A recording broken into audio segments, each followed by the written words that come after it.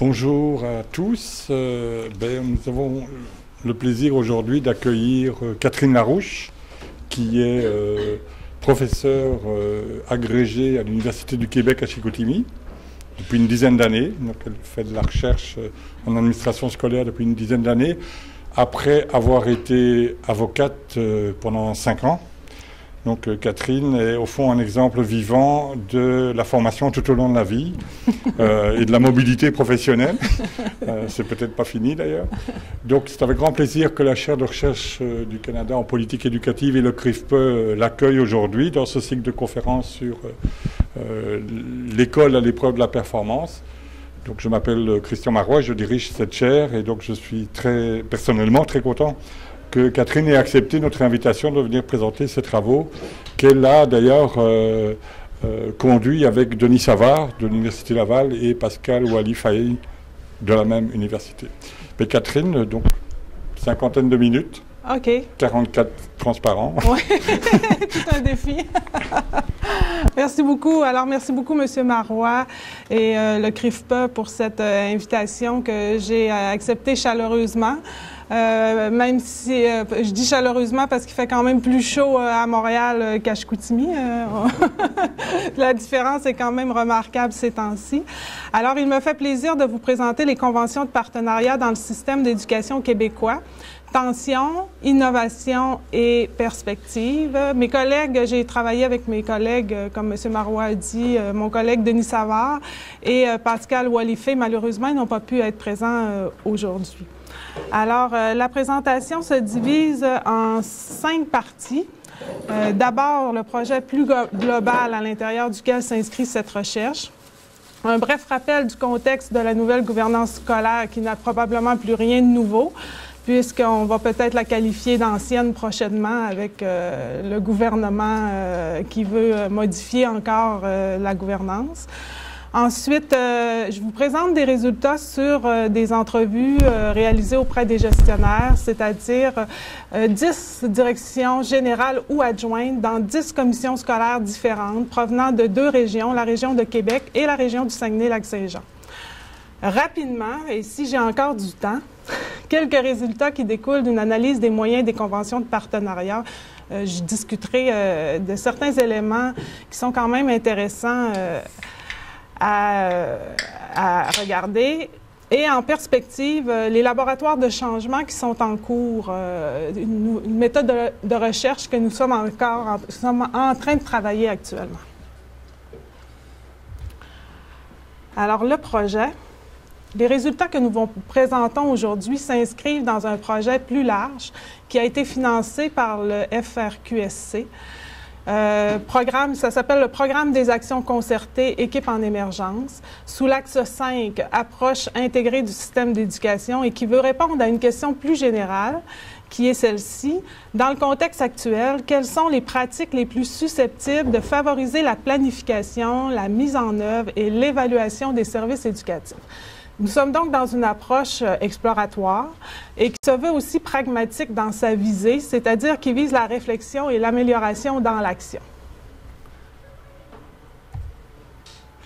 Bon, ici, c'est l'équipe de recherche auquel s'est greffée une équipe d'étudiants à la maîtrise et au doctorat de l'Université Laval. Alors, il y a Denis Savard, responsable, moi-même, Thérèse Laferrière, en psychopédagogie, que vous connaissez peut-être, Claire Lapointe, en planification et gestion de l'éducation, ainsi que Lucie Héon, planification et gestion de l'éducation.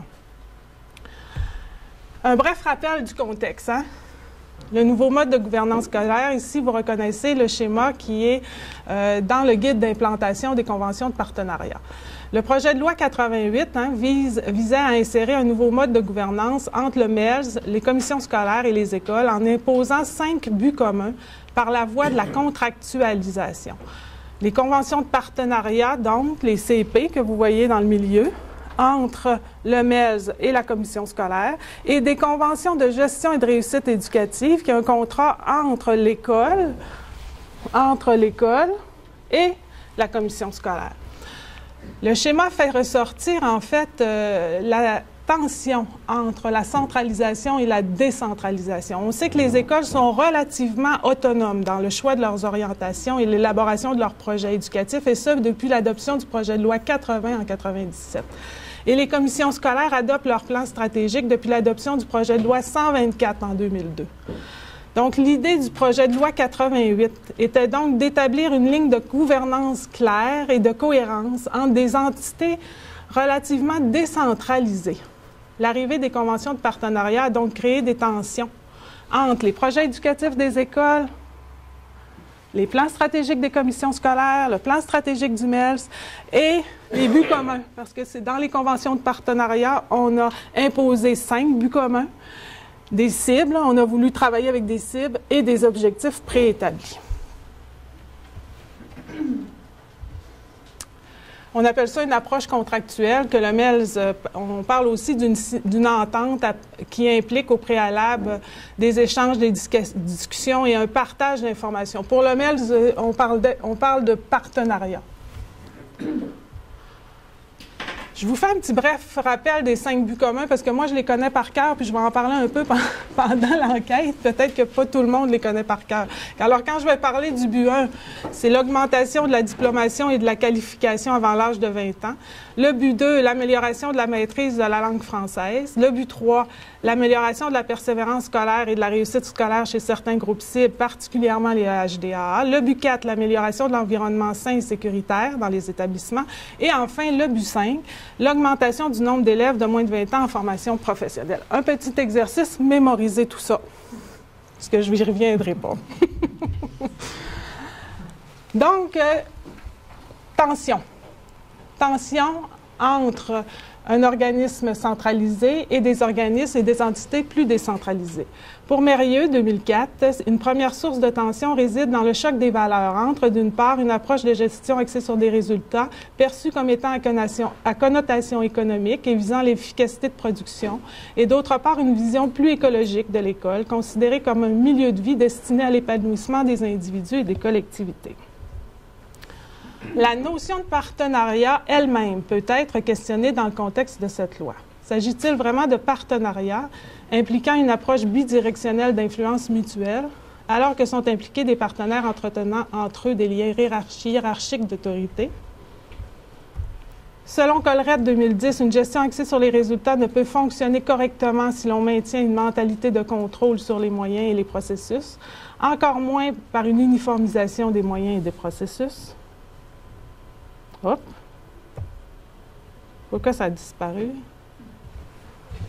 Ah! C'est revenu. Je suis désolée, c'est la technologie. Et enfin, selon Brassard, c'est parce que j'allais parler de M. Brassard. Selon Brassard, le projet de loi 88 se situe dans un dispositif d'alignement stratégique, une approche top-down qui suppose un ordre chronologique d'entrée en scène des différents acteurs impliqués, le MELS, la commission scolaire et l'établissement. L'objectif et les objectifs et la méthodologie de notre enquête. Objectif 1, on voulait identifier des tensions, les obstacles et les impacts de l'implantation sur le processus de planification stratégique. L'objectif 2, conciliation des positions divergentes et recherche de solutions, dans une deuxième partie. Les laboratoires de changement. C'est une étude pilote et 3 méthodologies, donc les entrevues semi-dirigées, l'analyse documentaire et les laboratoires de changement. Maintenant, les entrevues auprès des gestionnaires. On a vu un peu rapidement, parce que je n'ai pas toute la revue de littérature aujourd'hui, mais l'idée, c'est de vous faire vivre mes entrevues. C'est de vous faire vivre ce que m'ont dit les directions générales ou les directions générales adjointes. 4 directions générales de la commission scolaire du Saguenay-Lac-Saint-Jean, 6 directions générales ou adjointes de Québec, mais on appelle ça la région de la capitale nationale et des Chaudières-Appalaches. Durée des entrevues, 60 à 90 minutes. Analyse par thème. Et nous avons utilisé le logiciel QDA Miner. 2 modèles théoriques nous ont inspiré, le modèle d'implantation de l'OV et la théorie de l'activité de Engstrom. Ce qu'ils nous ont dit sur les conceptions de la gare. D'abord, là j'ai 2 notes. Plusieurs directions interrogées sont entrées en poste avec l'implantation des conventions de partenariat. Certaines ont vu l'implantation comme un défi. Et là, je vais vous lire des extraits volontairement pour rendre ça plus humain. Quand c'est arrivé, cette nouveauté dans la loi, ça m'a donné le goût de venir relever un défi parce que je croyais en l'imputabilité. Je croyais vraiment en la gare. Je trouvais qu'il y avait quelque chose à faire par rapport à notre capacité à répondre à nos résultats, à s'analyser, à se débrouiller pour voir si on peut aller quelque part pour prendre de bonnes décisions. Ça a été un peu ça qui a été la bougie d'allumage de l'acceptation de mon mandat. Pour une autre direction, avec tout ça, je croyais pouvoir lever ce défi.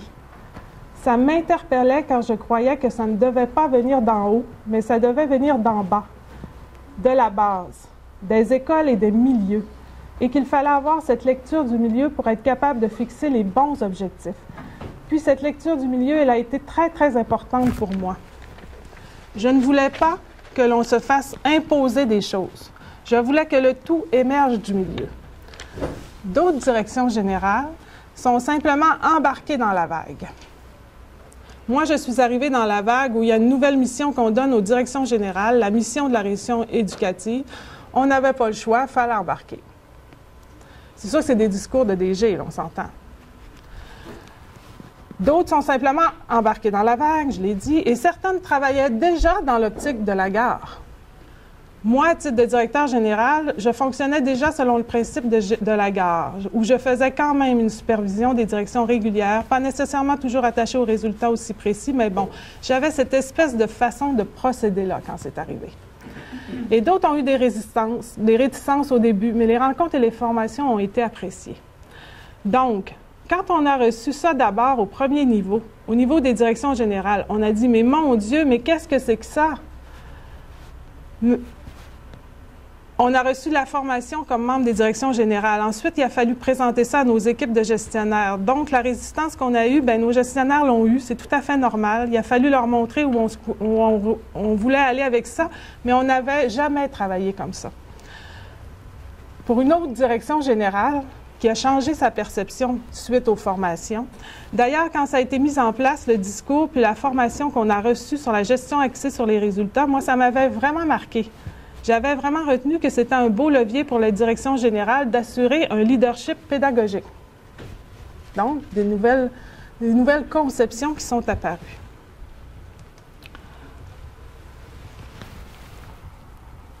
L'adhésion des acteurs. Si la perception de la gare par les DG est quand même relativement positive, c'en est autrement des autres acteurs. Les directions consultées sont d'avis qu'au début, il y a eu de la résistance, peur du jugement. Les directions d'école ont aussi eu une période de résistance. Ce que disaient les directions d'école, c'est de l'ouvrage de plus, c'est de la reddition de comptes, c'est de la paperasse de plus, c'est clair. Puis qu'est-ce qui va arriver si on n'atteint pas les cibles? Ça, c'était la grande crainte qui a été reprise aussi par les employés, par les syndicats, les employés syndiqués aussi. De plus, plusieurs directions générales ont mentionné que les directions ne sont pas toutes à l'aise avec la planification, l'utilisation des outils et avec l'intervention pédagogique, la supervision pédagogique. Dans plusieurs commissions scolaires, les directions ont exprimé le besoin d'être mieux formées pour accompagner les enseignants et faire de la supervision pédagogique. L'idée ici, c'est ce qu'ils nous ont dit les directions régionales, c'est que les directions générales nous ont dit « on sait plus de choses avec tout ça. On a plus d'informations, mais on ne sait pas plus comment intervenir. »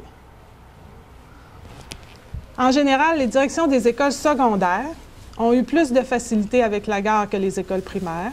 Le secondaire est mieux outillé, il existe plus de ressources. La direction primaire a trop de tâches à faire. Par contre, dans certains milieux, la mobilisation était plus facile dans les écoles primaires. Du côté des enseignants, beaucoup de résistance chez les enseignants. Les enseignants ne voulaient pas se sentir jugés s'ils n'atteignaient pas les résultats souhaités. Ils avaient aussi peur des conséquences d'une rémunération en fonction de la performance, comme dans certains États américains. Les directions générales ont entendu les enseignants dire « Oui, mais il faut tenir compte que j'ai beaucoup d'élèves en difficulté, j'ai beaucoup d'intégration dans ma classe. » Dans certaines commissions scolaires, selon les DG, il n'y a pas eu de résistance. Chez nous, il n'y a pas eu de résistance parce que nous sommes partis des projets éducatifs et avons respecté les analyses du milieu. Tantôt, je vais vous parler des processus qu'ils ont utilisés. Il y a aussi quelque chose qui nous a été dit, c'est que plusieurs directions générales nous disent aussi que les enseignants veulent avoir l'information, voulaient avoir l'information, voulaient savoir et ne sont pas du tout contre l'amélioration. Ils veulent aussi s'améliorer, mais ils veulent pas, ils veulent être bien encadrés. Ils ne veulent pas que ça se fasse n'importe comment. Dans l'accès à l'information aussi, demandé par les enseignants, ça a été différent d'une commission scolaire à l'autre. L'information n'a pas circulé, n'a pas été transparente partout, ce qui a aussi créé des tensions, des différences. Et enfin, de façon générale, l'ensemble des directions générales sont d'avis qu'il y a moins de résistance aujourd'hui qu'il y en avait au début. Et moi, je dis, bon, certains disaient 50, 60% c'était peut-être du bas, voyaient plus d'avantages que d'inconvénients dans la gare. Moi, je dirais que la majorité des gens adhèrent aujourd'hui, mais jusqu'à quel point ils sont mobilisés, ça serait différent d'une école à l'autre, je pense.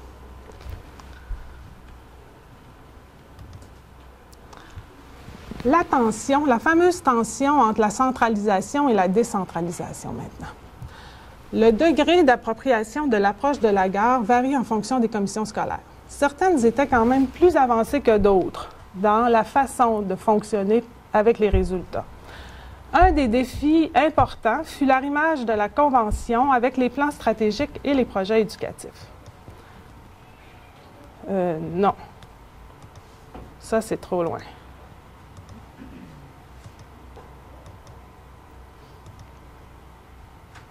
Il faut que je fonctionne avec les flèches. Tension entre les objectifs locaux, comme on l'a dit tout à l'heure, choisis par les commissions scolaires, et les écoles et les buts communs imposés par le ministre. En général, le plan stratégique est plus large que la convention, surtout celle du début, les plans stratégiques avant les conventions. Les plans stratégiques contenaient des orientations comme les liens avec le milieu de vie, le développement professionnel des professeurs, le développement durable, le développement régional. Donc, des orientations qui sont beaucoup plus larges que les 5 buts communs qui ont été imposés. Les commissions scolaires ont répondu différemment pour diminuer cette tension. On appelle ça une double contrainte en théorie de l'activité, c'est-à-dire comment concilier l'adaptation aux besoins du milieu et réponse aux objectifs nationaux. Est-ce qu'on est capable de concilier les deux ou on est en tension? Comment les commissions scolaires ont répondu à la commande? Alors ici, c'est là que je disais que je m'étais inspirée un peu de la conférence de Marc-André quand tu disais tes modèles de conformité. Alors, les commissions scolaires ici ont répondu dans les processus de façon différente.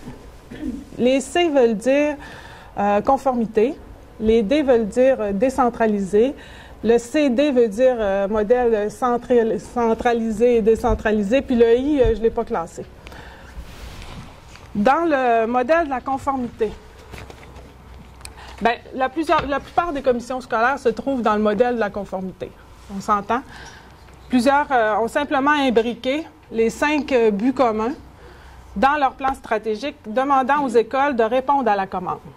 OK? Donc, conformité, on imbrique les 5 buts communs dans le plan stratégique et on demande aux écoles de remplir la commande. Dans les modèles de conformité, j'ai mis aussi, dans le cadre d'une commission scolaire, entre autres, la convention de partenariat fut l'occasion pour la première fois de réaliser une vaste consultation autour de l'élaboration du plan stratégique. Et cette vaste consultation a eu un effet mobilisateur, selon le DG, autour des moyens à mettre en place pour améliorer la réussite des élèves. Donc, j'ai mis cette commission scolaire-là dans aussi le modèle de la conformité. Maintenant, dans les modèles décentralisés, j'ai 2 types. J'ai une commission scolaire qui consulte depuis plusieurs années son milieu, OK? Il s'agit d'un milieu défavorisé. Il y a eu des réactions différentes dans les milieux défavorisés. Entre autres, dans une commission scolaire du Saguenay-Lac-Saint-Jean, je ne la nommerai pas, où 70% des écoles sont dans des milieux défavorisés, les façons de faire sont différentes. Cette commission scolaire, à l'époque de l'adoption de la stratégie Agir autrement, où j'ai travaillé avec Marc-André, avait adopté l'évaluation des plans de réussite bonifiés dans toutes ces commissions, dans toutes ces écoles, pas seulement dans les écoles ciblées, et travaille avec cette façon de faire depuis ce temps. Le travail, la culture qu'amène le milieu défavorisé, c'était bien avant que les conventions. Donc, les façons de travailler, d'échanger, nos approches, notre façon de mieux répondre aux besoins des milieux, ce n'était pas nouveau pour nous. Il y avait déjà des gains là-dedans. Et nous avions des équipes réussites mises en place, très mobilisées. Et les buts communs sont venus démobiliser nos équipes. Ils citent en exemple des équipes qui travaillaient sur les mathématiques, des équipes qui travaillaient sur l'histoire. Alors, l'imposition des buts communs a eu un effet démobilisateur sur ces équipes-là. Dans une autre commission scolaire, j'appelle ça aussi, moi je l'appelle le modèle décentralisé effet démobilisateur. Dans une autre commission scolaire, j'appelle modèle décentralisé du bas vers le haut, et là, je vous cite ce que la direction générale me dit. Pour ma part, dans mes croyances personnelles, je ne crois pas qu'une école puisse être capable de faire et de mettre en place des moyens, d'avoir des outils de suivi pour une multitude d'objectifs touchant les 5 buts communs, et de faire tout ça dans une année. Moi, je n'y crois pas. Je le sais, chez nous, je demande aux écoles de travailler avec 2 objectifs. Certaines écoles secondaires en ont 3, dont un disciplinaire. L'autre, ça dépend de l'analyse qui s'en fait. Plusieurs, je dirais, touchaient la violence et l'intimidation, mais pas toutes les écoles. Et nous, on est partis des plans de réussite pour élaborer les conventions de partenariat. On a fait la démarche inverse. Et je ne leur ai pas imposé de nouveaux objectifs. J'ai pas touché elle n'a pas touché du tout à leur démarche. Elle a simplement pris les données qu'elle avait pour les envoyer en haut. Ça, c'est mon modèle décentralisé du bas vers le haut. J'ai aussi un modèle que la direction générale appelle le modèle des poupées russes. Une autre direction générale a parlé du modèle des poupées russes, chacun gardant sa couleur tout en intégrant les buts nationaux. Nous autres, on le voit comme ça, de haut en bas, puis nos directions, il faut que ce soit de bas vers le haut. À quelque part, il faut qu'on se rencontre. À partir de la réalité des besoins des écoles, il faut que je rejoigne les priorités nationales, je n'ai pas le choix. Mais je dois respecter, chaque milieu est différent parce que ça fait partie de notre analyse. On a des milieux défavorisés, des milieux plus favorisés, des milieux culturels, des milieux plus sportifs. Donc, il faut que chacun y trouve son compte et nos plans doivent refléter en même temps les besoins nationaux et les besoins de nos élèves, leurs aspirations, qui ils sont. Il n'y a pas juste un modèle. Je l'ai appelé le modèle, j'ai gardé l'appellation des poupées russes. Enfin, le modèle IKEA, je ne l'ai pas placé encore. Pour une commission scolaire, la direction générale était d'avis qu'avec la venue des conventions de partenariat, on a essayé de faire du patchage et de trouver quelque chose qui colle. Là, j'ai plus l'impression qu'on est dans un salon IKEA pour matcher des affaires pour que tout fit. Je ne l'ai pas placé ni dans la conformité, ni dans le décentralisé. En tout cas, elle est à quelque part entre les deux pour l'instant. Dans notre enquête, on a constaté que plus la consultation pour élaborer les plans stratégiques et les projets éducatifs a été réalisée de façon élargie et en lien avec les besoins du milieu, et plus l'attention est importante. C'est un constat. Il faudra pousser encore, hein? C'est une hypothèse qui sort de nous. Maintenant, quelques résultats de recherche sur les effets perçus sur le processus de planification stratégique. Le schéma qui suit illustre les étapes de la planification stratégique. Je ne sais pas si vous voyez bien. Ah oui, on voit bien quand même. Donc, l'analyse de la situation, le choix des orientations, le choix des objectifs, le choix des cibles, le choix des moyens, le choix des indicateurs et l'évaluation. Processus habituel de planification stratégique. Sur l'analyse de la situation, de façon générale, toutes les directions consultées ont mentionné qu'elles ont amélioré leur façon de dresser le portrait de leur commission scolaire et des écoles et réalisent maintenant des analyses de la situation beaucoup plus détaillées.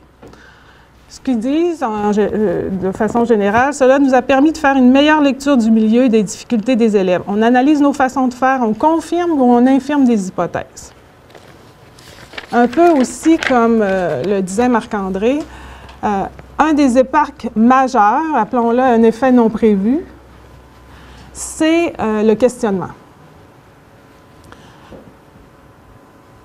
Et là, je vous les cite pour montrer un peu l'effet majoritaire. On se questionne plus sur la réussite de nos élèves et surtout sur leur progrès. On se questionne plusieurs fois dans l'année et plus régulièrement. On s'est questionné sur l'efficacité des moyens mis en place. On ne faisait pas ça avant. Les formations, les ressources supplémentaires allouées, est-ce que cela a un impact sur la réussite de nos élèves? Ça a mis la réussite des élèves au centre de nos questions. On comprend mieux le système scolaire.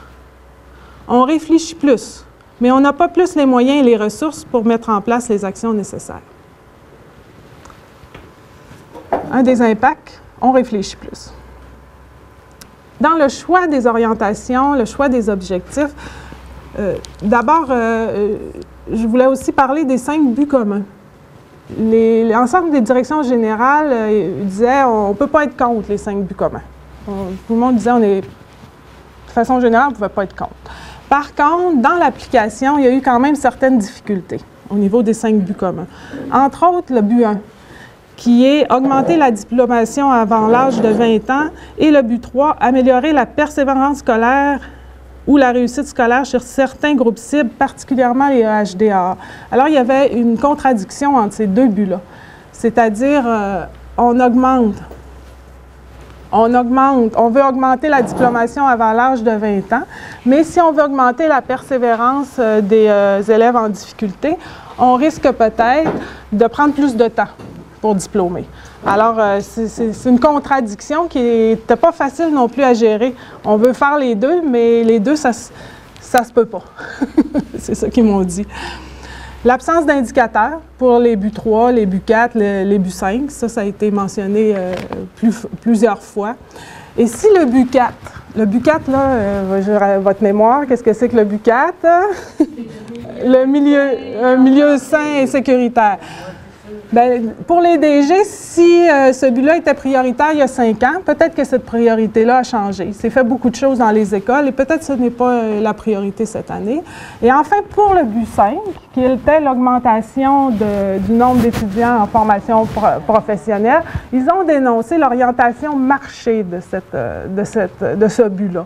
Augmentation de la clientèle, augmentation et de seulement les en FP, puis je pense que c'était les moins de 20 ans. Oui.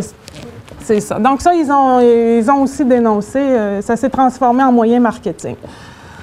Dans le choix des cibles et des objectifs, bien, c'est sûr que l'imposition des cibles a soulevé les tensions les plus importantes.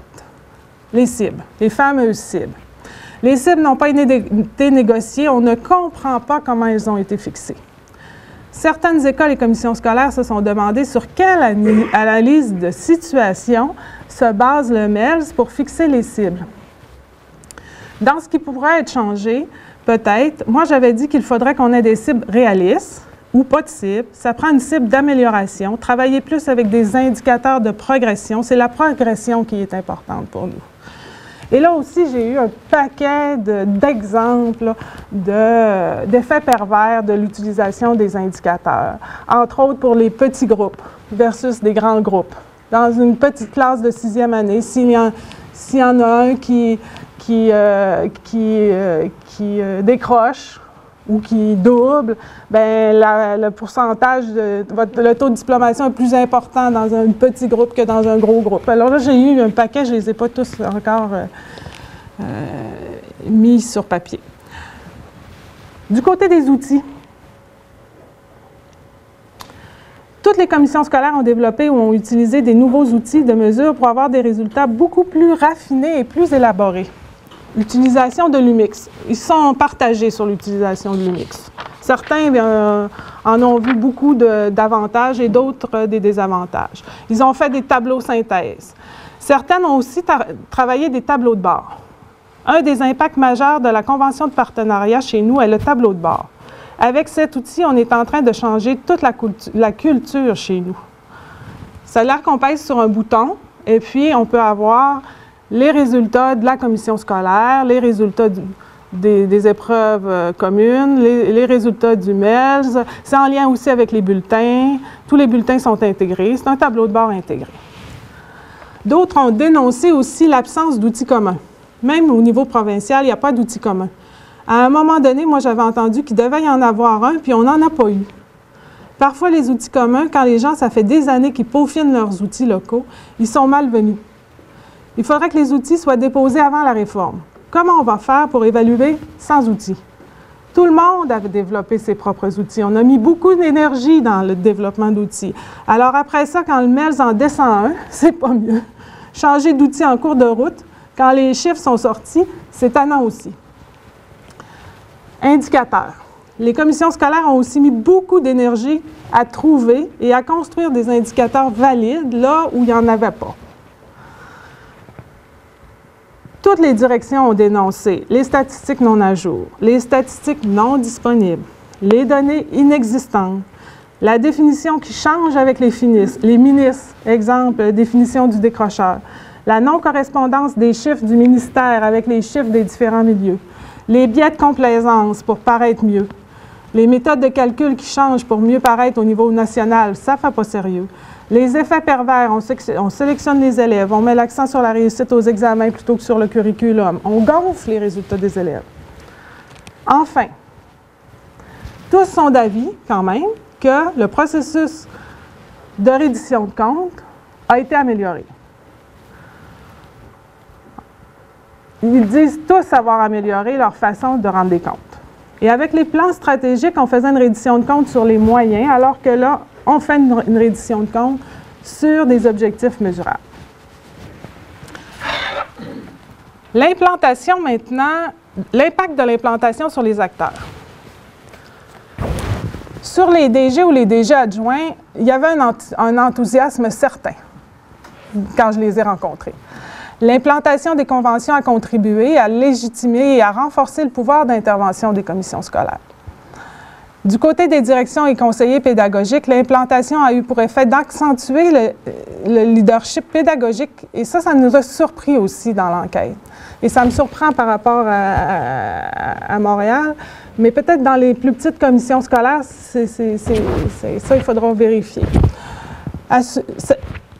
Accentuer le leadership pédagogique assumé par la direction générale, mais aussi celui des directions d'école et des CP. Dans plusieurs cas, le rôle des CP a changé.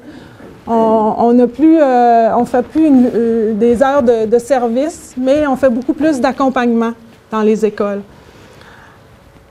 Depuis qu'on fait de la gestion axée sur les résultats, on n'a jamais autant parlé de pédagogie et de réussite. Et ça, je l'ai entendu dans plusieurs commissions scolaires. Les enseignants maintenant. La plupart ont dit, on ne sait pas vraiment l'impact de tout ça dans les classes. Oh oh! Les enseignants croient à leurs choses locales, leurs projets éducatifs, leur plan de réussite, ça leur parle. La convention, c'est pas sûr. Et là, je parle aux directions générales. Mais pour d'autres directions générales, l'impact sur les enseignants est important. Ça fait 15 ans qu'on travaille pour améliorer la réussite en lecture dans les milieux défavorisés, c'est donc pas nouveau. Mais plusieurs pratiques ont été implantées dans certaines écoles et la Convention a permis d'étendre ces pratiques à d'autres écoles. Il y a des DG qui n'étaient jamais allés dans les écoles. Mais avec les conventions de partenariat, ils se sont rendus dans les écoles. Certaines se sont rapprochées des écoles. Et ils me disent, ça paraît, les changements, juste en rentrant dans les classes. C'est ce qu'ils me disent, pour certaines. De façon générale, on peut parler du développement, d'une prise de conscience, du développement, je dis bien, hein, du développement, parce que c'est pas encore en développement, d'une prise de conscience individuelle et collective du sentiment d'imputabilité. Ça a dérangé. Ça a dérangé les gens. Ça a fait peur. Mais il y a eu des prises de conscience. C'est ça qu'ils m'ont dit. L'impact sur les moyens, eh bien, je vous dirais qu'on est encore en train d'analyser les résultats sur l'impact sur les moyens et qu'on n'a pas encore de réponse. La typologie des moyens, l'analyse documentaire, je vais vous en parler un petit peu s'il me reste du temps. Oui, il va m'en rester.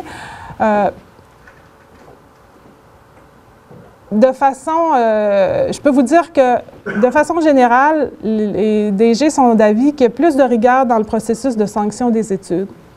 Il y a eu une mise en place d'épreuves communes dans certaines commissions scolaires, une tendance à la standardisation des méthodes d'évaluation, mise en place de groupes de réflexion chez les enseignants, harmonisation des pratiques.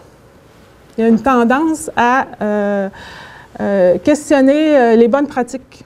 C'est quoi les bonnes pratiques? Et s'il y en avait dans une école, est-ce qu'on doit les étendre dans toutes les autres? Dans mes données, j'ai posé une question selon chacun des DG. Selon eux, c'était quoi le moyen qui avait eu le plus d'impact dans leurs écoles? Là, je n'ai pas les résultats, mais ça va être intéressant de vous en parler parce que c'est très différent et ils ont d'avis quand même qu'ils ont travaillé, entre autres en formation professionnelle où on a développé, il y a eu plusieurs innovations dans rendre le système plus souple, permettre à l'étudiant d'aller, de se tromper, de revenir, etc. En tout ça, j'ai des exemples intéressants à vous dire, mais dans une autre vie. Une typologie des moyens. Bon. Alors, rapidement, parce que je pourrais encore vous parler longtemps de la typologie des moyens, nous avons fait une analyse documentaire, c'est-à-dire on a analysé les conventions de partenariat et on s'est attardé aux moyens mis en place dans les commissions scolaires. Et voici, on les a classés avec l'aide d'un comité de validation dans un modèle théorique qui est celui-ci, qui était une typologie de Goldring et Hall 2009, où on voit, je ne sais pas si vous voyez, c'est pas terrible, mais rapidement, on les a classés en fonction, les composantes, c'est les composantes d'une école efficace. Mais c'est selon le modèle de Goldring. Les caractéristiques d'une école efficace du milieu défavorisé, je pense qu'ils sont au nombre de 8. Bon, là, ici, il n'est pas 8, là. J'en ai pas 8. OK. Les 5 composantes au départ. La présence des hauts standards d'apprentissage, un programme de formation rigoureux, la qualité de la pédagogie, un milieu de vie propice à l'apprentissage, une culture de développement professionnel, des liens avec le milieu externe et un processus de reddition de comptes systémique. C'est américain, comme typologie. Comme les moyens de reddition de comptes étaient traités dans une autre partie de la Convention, là, on ne peut pas tenir compte des résultats sur la composante reddition de comptes. Ce qu'on a fait, c'est que 185 moyens ont été classés dans chacune des boîtes. Du côté, on a des composantes et on a aussi le processus. Dans les processus, on a la planification, l'implantation, le soutien, l'adaptation, la communication et le suivi. Les moyens pouvaient être classés dans plusieurs boîtes, ce qui fait qu'on a 86 mentions. On a 185 moyens qu'on a classés, mais 186. C'est juste dans une région qu'on a fait cette analyse-là. Et voilà bon, je pourrais vous en parler longtemps, mais je veux attirer votre attention sur le fait que, ah oui, il faut que je vous dise aussi, que nous avons ajouté aux composantes initiales 2 composantes qui ont émergé, c'est-à-dire les programmes d'intervention psychosociaux, qui n'étaient pas dans la définition d'une école efficace, et la présence aussi de moyens qui concernent les transitions entre les écoles primaires et les écoles secondaires. Ça, on avait tellement de moyens qu'on en a fait des composantes. 158 moyens ont été mentionnés dans la composante programme d'intervention psychosociaux. Et ça c'est vrai, cette composante-là était majeure dans les 5 buts communs. Et ça rejoint ce que disait Marc-André aussi dans sa conférence. Regardez les nombres de moyens au niveau de le lien avec le milieu externe. Peu de moyens, école, famille, communauté, très peu. La qualité de la pédagogie, le développement professionnel. C'est sûr que c'est quantitatif, là. C'est sûr que c'est quantitatif et c'est aussi une analyse sur les premières conventions de partenariat. Ça peut être changé un peu. Mais on voit vraiment un impact majeur des conventions de partenariat sur le développement de programmes d'intervention psychosociaux. Et là, on parle de moyens pour prévenir le décrochage scolaire, le dépistage, le suivi des élèves EHDA. Alors, l'impact a été mis beaucoup dans les programmes d'intervention psychosociaux. On peut dire aussi que du côté des processus, c'est le soutien. Je pense que la commission scolaire, au niveau du soutien, les moyens, beaucoup de moyens sont autour du soutien. Le soutien, on le voit dans toutes les composantes. Le soutien dans les standards de haut apprentissage, le soutien pour la qualité de la pédagogie aussi, le soutien, on le voit partout.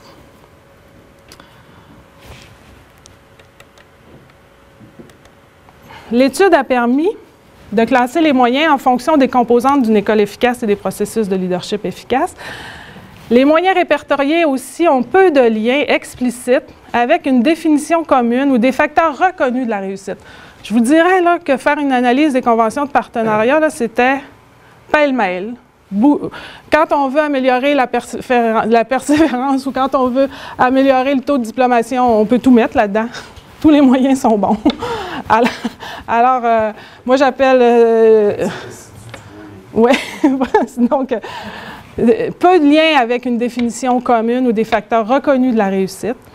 Et on en a vu quand même quelques-unes des commissions scolaires qui ont des mentions, qui vont appuyer les moyens avec des recherches scientifiques.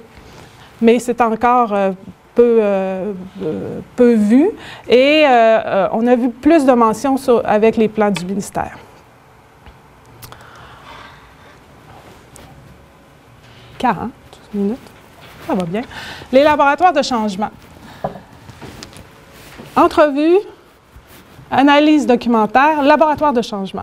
Ça, c'est ma perspective. C'est notre perspective.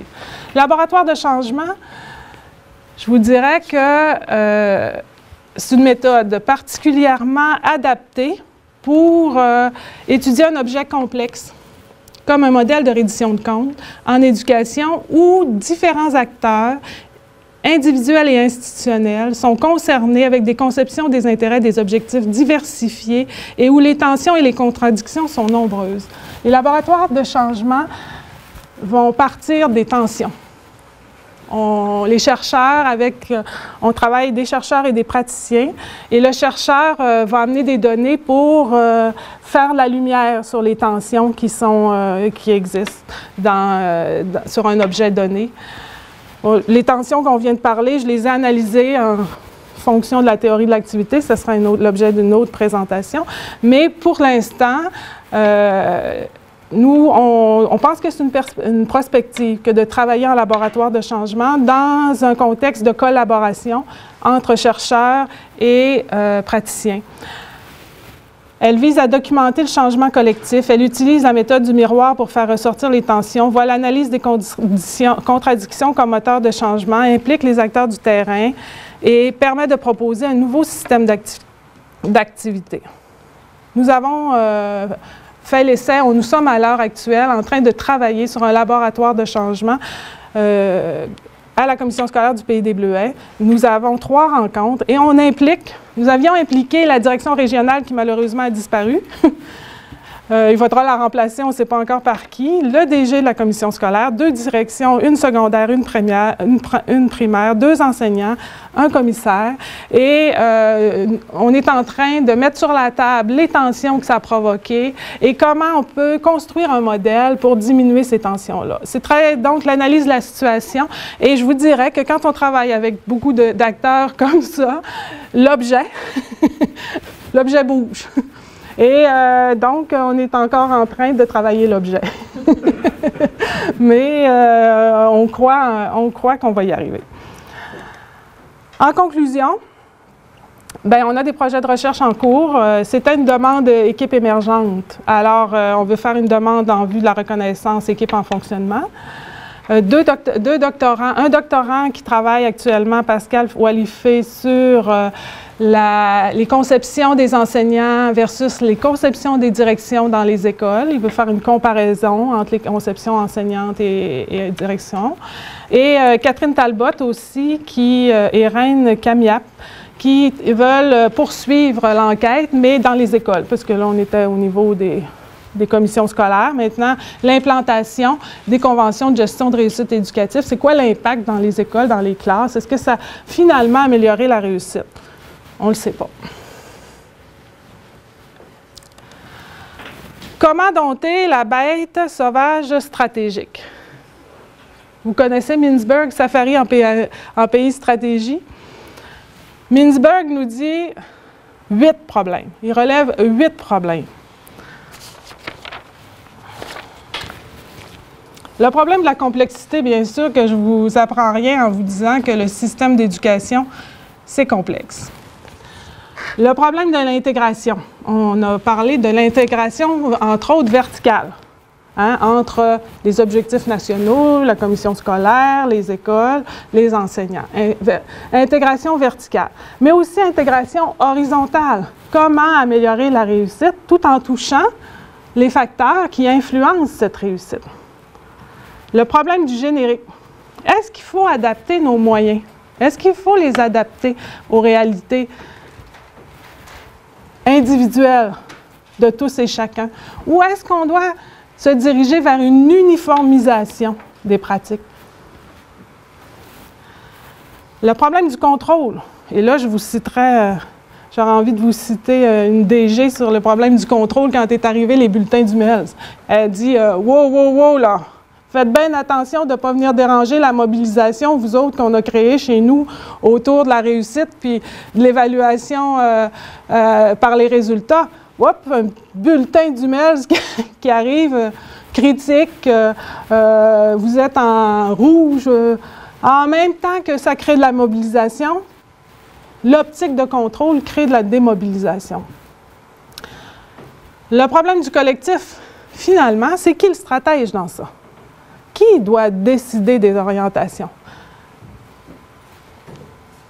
Qui peut décider des moyens? Mintzberg parle même, lui, du... est-ce que c'est un processus personnel? Est-ce que c'est un processus technique? Est-ce que c'est un processus même physiologique de vision? Est-ce que c'est un processus collectif ou même un non-processus tout court? Le problème du changement, qu'est-ce qu'on doit garder? Qu'est-ce qui marche puis qu'on doit garder? Puis qu'est-ce qui ne marche pas puis qu'on doit changer? Le problème du choix, est-ce qu'on a vraiment le choix? Et enfin, le problème de la pensée, parce que c'est bien beau planifier et réfléchir, mais il faut aussi se laisser du temps pour agir. La conclusion de la conclusion, il faut encore réfléchir. Merci.